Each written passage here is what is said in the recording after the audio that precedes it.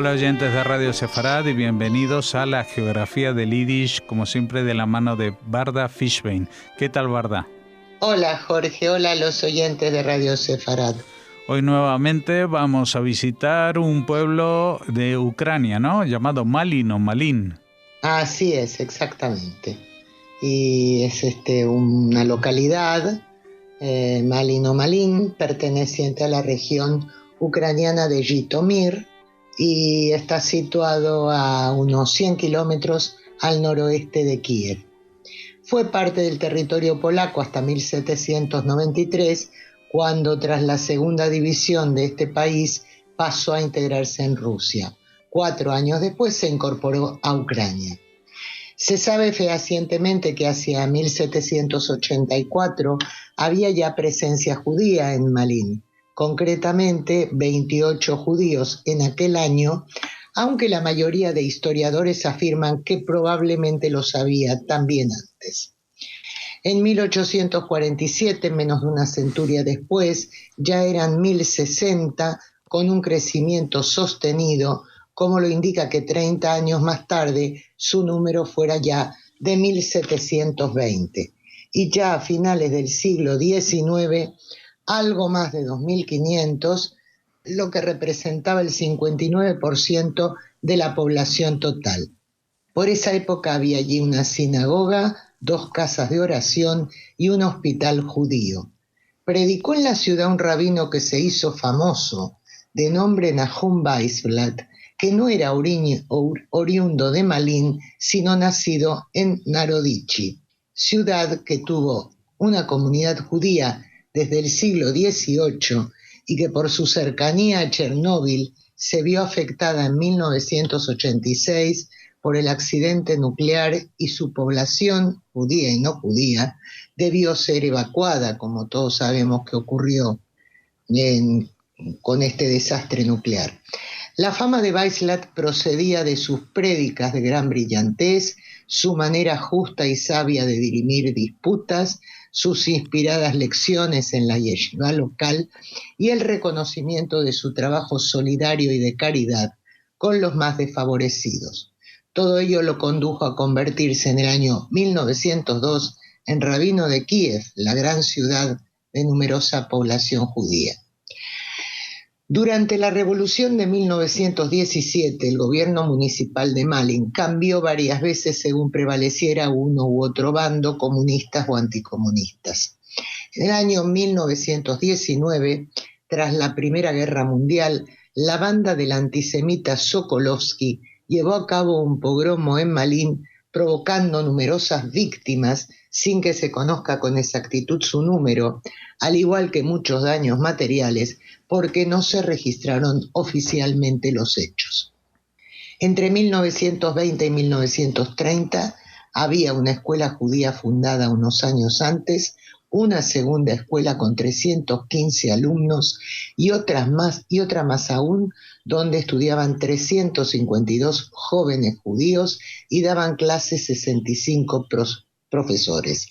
También había judíos que estudiaban en 3 de las escuelas ucranianas. A la primera de ellas concurrían de 197 ucranianos, 133 judíos.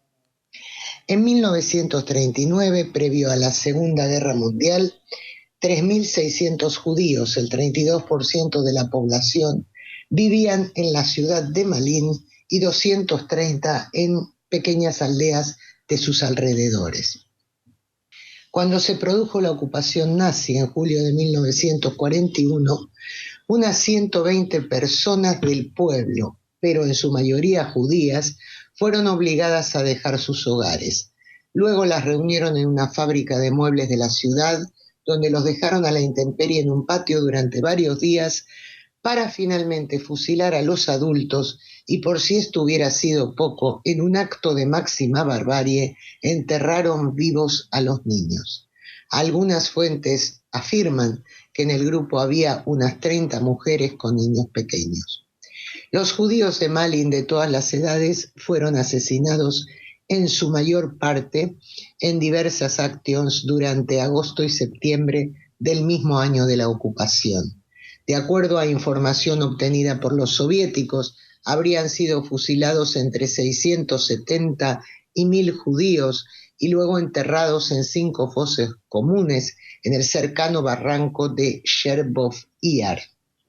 Otras fuentes mencionan que los fusilados fueron unos 1100. En la aldea próxima de Xaveriv asesinaron también a 50 judíos, entre ancianos, mujeres y niños. El Ejército Rojo liberó la ciudad en noviembre de 1943. Tras la guerra, los sobrevivientes que regresaron a Malin restauraron la vida comunitaria con la compra de una propiedad privada que utilizaron como sinagoga y contrataron a un rabino para los oficios religiosos.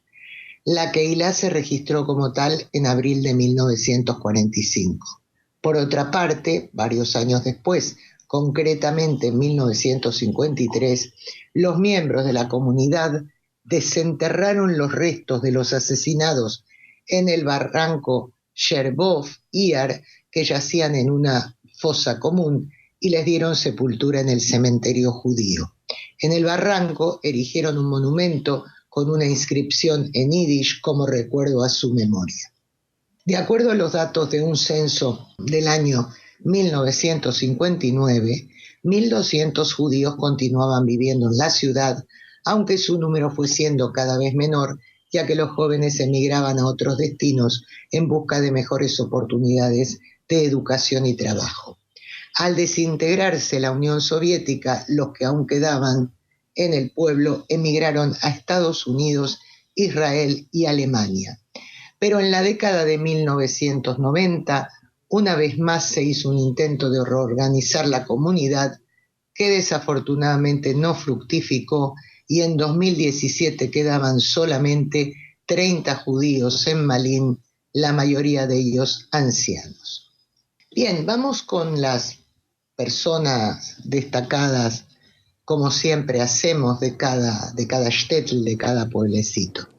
En el siglo XIX nació en Malin un gran músico, compositor, maestro de coro y pedagogo musical, David Novakovsky. Integró en su obra, hoy quizá diríamos fusionó, la música litúrgica tradicional judía con estilos y armonías occidentales. De pequeño había estudiado música religiosa con varios cantores o hazanim y también teoría y otros aspectos musicales en el Conservatorio de Berdichev. Fue asistente de director del coro en la sinagoga Brody de Odessa a finales del siglo XIX y en las primeras décadas del siglo XX.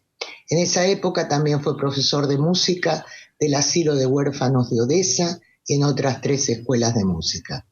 Más tarde enseñó teoría musical y armonía en el Conservatorio Popular de dicha ciudad. A partir de la década de 1880 se sucedieron allí en Odessa las expresiones y ataques antisemitas, de modo que la posición social de los judíos, que había sido relevante, fue declinando. Novarovsky fue blanco de los ataques de los bolcheviques y socialmente discriminado. Falleció en 1921, aislado y en la miseria económica, dejando importantes trabajos inéditos. Los nazis lo incluyeron con una entrada de 3 líneas en su léxico de judíos en la música. Gran parte de su obra se perdió durante la Segunda Guerra Mundial, aunque él había enviado anteriormente muchas partituras a su hija Sofía, que vivía en Berlín y que en 1937 mandó 3.500 páginas de la obra de su padre a familiares residentes en Estrasburgo. Sofía, que era concertista de piano y consiguió huir con su familia a Francia, junto a la frontera suiza, se llevó otra parte de los trabajos de Novarovsky que aún conservaba. Y a ese país huyó, a Suiza, cuando se instaló el régimen de Vichy en 1943. Según algunos investigadores, los enterró en una granja cercana a su casa de Ginebra. La colección arribó finalmente a Estados Unidos en 1952 y su primer alojamiento fue la Universidad de Columbia. Luego se instaló un archivo permanente de la obra de Novarovsky en el Colegio Hebreo Unido de Música Sacra en 1955 en la ciudad de Nueva York. Entre otros judíos nativos de este shtetl que destacan por su trayectoria, es preciso mencionar a Shmuel Abba Gorodetsky, historiador e investigador del movimiento jasídico y la Kabbalah, nacido en 1871. La suya fue una educación tradicional, pero a los 18 años estudió también las ideas de la Haskalah, aunque no las aceptaba totalmente. En 1908 se trasladó a Suiza y luego a Alemania, sobrevivió a la Segunda Guerra Mundial y emigró a Tel Aviv, en Israel, donde murió en el año 1957. Tel Aviv fue el destino al que también emigraron dos artistas más de Malin: Zvi Friedland, nacido en 1898, actor y activista teatral que murió en esa ciudad en 1967, y la escultora Batia Lishanskaya, nacida en 1910, que falleció en 1992. Shloime Briansky, nacido en 1899, fue dramaturgo, pedagogo y erudito literario. En la década de 1920 produjo obras en Vinnytsia y Kiev, y en la siguiente publicó estudios críticos y bibliográficos de las obras de varios escritores en yiddish, entre ellos los conocidos David Bergelson, Moishe Kulbak o Itzik Pfeffer. Desgraciadamente sufrió una enfermedad mental que le impidió seguir con su labor desde 1935. Se desconoce el año y el lugar de su fallecimiento. Por último, tenemos a la contemporánea Raiza Nedashkivska, que nació en el año 1943 y tuvo una extensa carrera como actriz de cine y teatro que desarrolló en Ucrania y en otros puntos de la Unión Soviética. En el año 1993 fue homenajeada con el Premio Artista Popular de Ucrania. Y hasta aquí el Shtetl Malin o Malin, Jorge. Muy bien, pues volveremos a visitar otra localidad de estas tierras de la zona de confinamiento en general, del este de Europa, donde se hablaba yiddish, dentro de 2 semanas. Muchas gracias, Varda, y hasta la próxima. Hasta la próxima, Jorge.